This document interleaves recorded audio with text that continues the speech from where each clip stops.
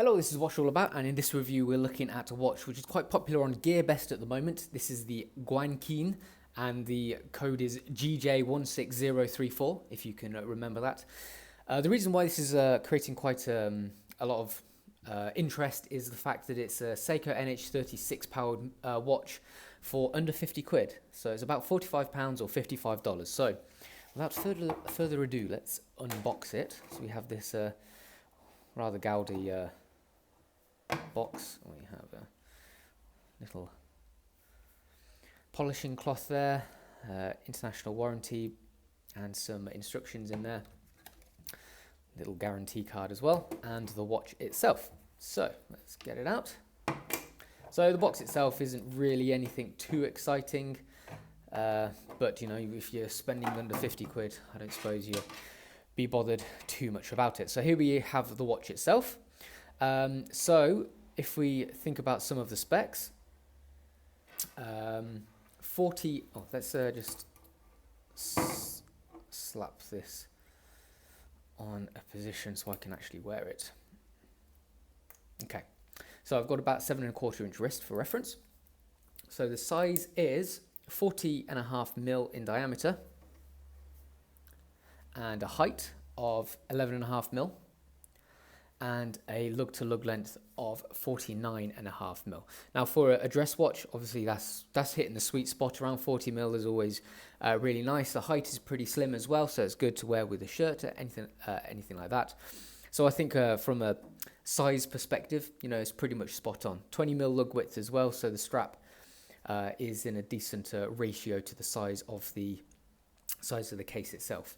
Weight-wise, it's only 77 grams, so it wears pretty lightly, easy to wear. It's actually reasonably comfortable as well.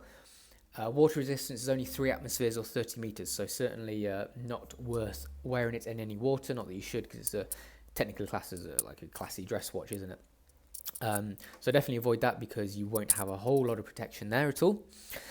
The movement is what it's all about. Seiko NH36 movement, and this is actually reasonably well regulated.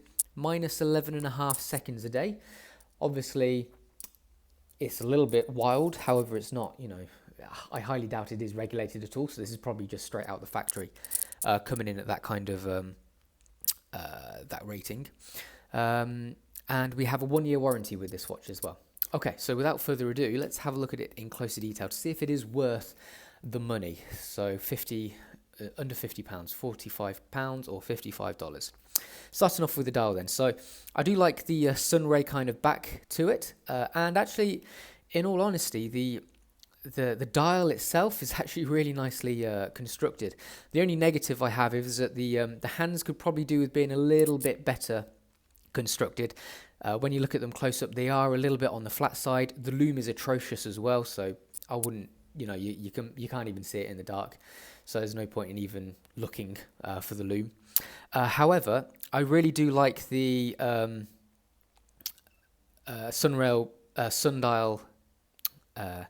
sunray dial, and also the printing is really smart, and also the applied hour markers are really smart and really nicely constructed and applied for the price. So we'll be able to have a look at it in closer detail with the macro lens, but as you can see, they are pretty deep, pretty good quality, and it has impressed me for the price. The logo is just printed. From a design perspective, I probably would have preferred the logo to be ever so slightly smaller.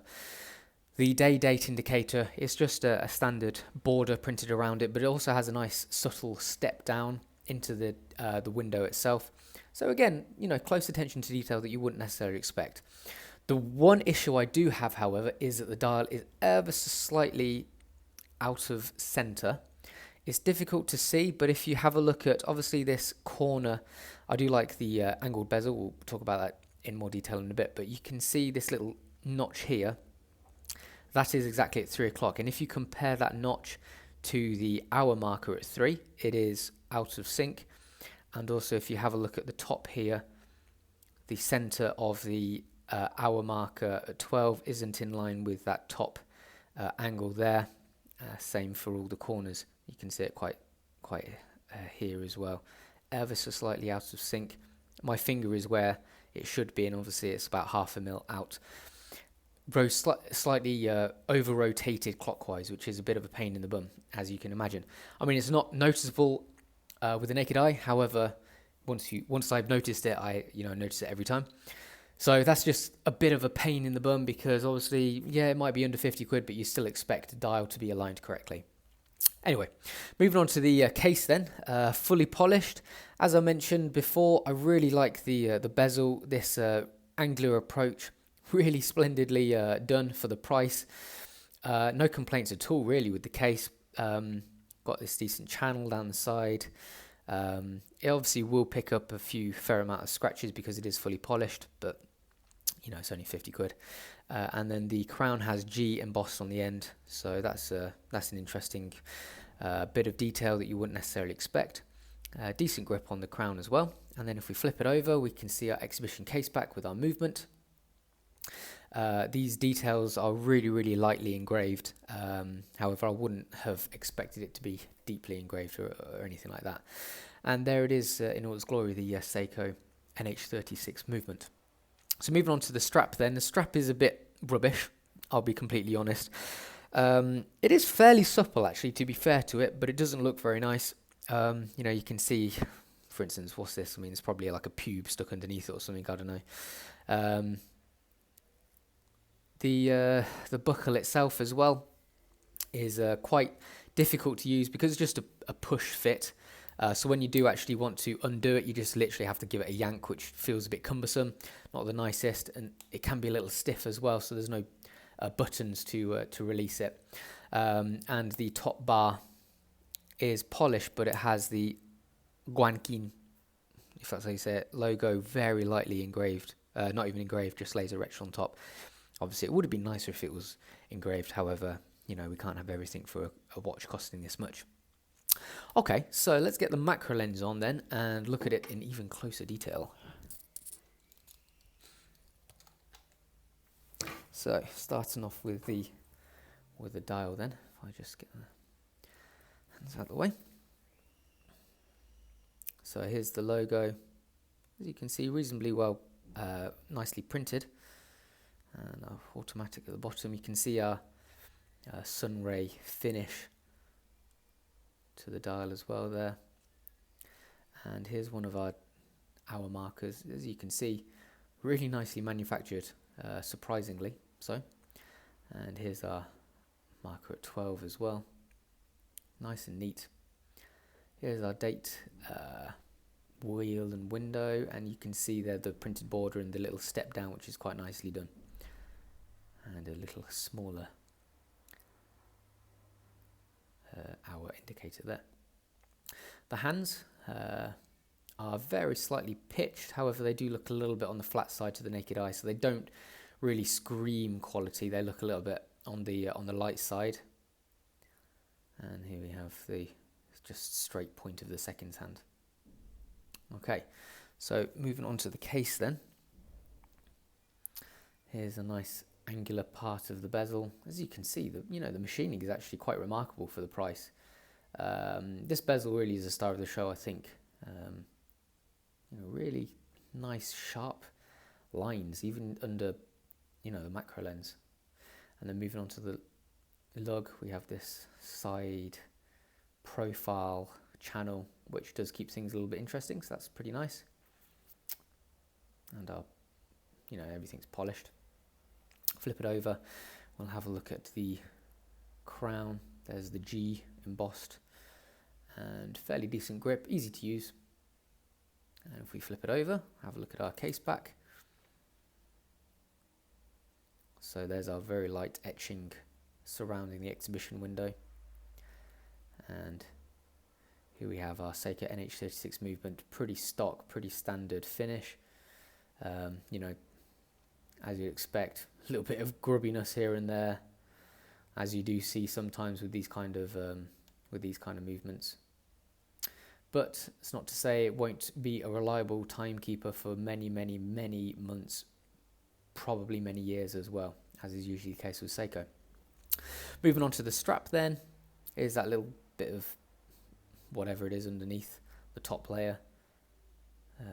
And as I stretch it out, you can see getting some light stretch marks there. so it probably won't last very long. I have a matching brown stitch. I mean, the colour's reasonably nice. However, the quality of the top grain isn't the best at all. And then if we flip it on the underside, but with cheap watches, the strap is always the thing which suffers the most. You can buy some straps which are worth more than the watch itself in its entirety. It says printed underside. And then finally, if we look at the buckle, there it is, very lightly engraved, like laser etched, barely anything on it really. Okay, so is it worth the money? It's difficult to say, because in some respects yes, and in some respects no. Would I personally buy it with my own money? I probably wouldn't. I would save a little bit more money and get something around the £100 mark, which is slightly better. There's also a bit of confusion surrounding the crystal. Some people are saying it's sapphire, some people are saying it's hardlex. The website itself says it's hardlex, and I've done the water drop test on this one, and it's not sapphire. So I'm just wondering if it used to be sapphire, but now it's not, to cheapen manufacture. If it did have sapphire crystal, then obviously, yeah, I mean, it's definitely worth a punt at 50 quid. I mean, you can't really complain too much considering the movement in the sapphire crystal. With the hardlex crystal, it does become a little bit more difficult, because you can get watches around the £60, £70 mark which do have sapphire crystals. I mean, it's fair that it works in its favour that this is not homage as well. I do really like the angular bezel. I think that really does catch the eye really nicely, and just the general finish of the dial is actually really, really good. The only main issue I have is the slight angle of the dial being slightly off, which is it's a shame, and the hands don't stand out too much, and obviously the strap, but that's easy to replace. So I personally probably wouldn't buy it. However, if you were to buy it, if you have a set budget of 50 quid, can't afford any more, and you're really into your automatic watches, you really want a mechanical automatic watch, then I do think it is worth a punt, because at the end of the day, it does look good, even despite those a few little hiccups mentioned. So yeah, I mean, they've done a great job in creating a watch which is really, really affordable, which does look a little bit unique as well. So fair play to them. So this was the Gearbest Guanquin GJ16034, and that's what it's all about.